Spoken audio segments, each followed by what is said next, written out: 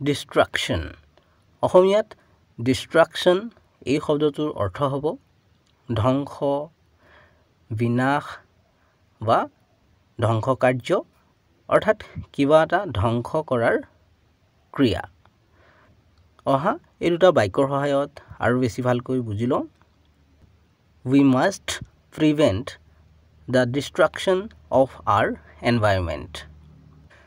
আমাৰ পৰিৱেশ ধ্বংস হোৱাটো আমি ৰোধ কৰিব লাগিব We are trying to save the building from destruction. আমি আট্টালিকাটোক ধ্বংসৰ পৰা বচাবলৈ চেষ্টা কৰি আছোঁ বা চেষ্টা কৰি আহিছোঁ চেনেলটো ছাবস্ক্ৰাইব কৰি ল'বা কাৰণ এনে ধৰণৰ ভিডিঅ'বোৰ ইয়াতে পাই থাকিবা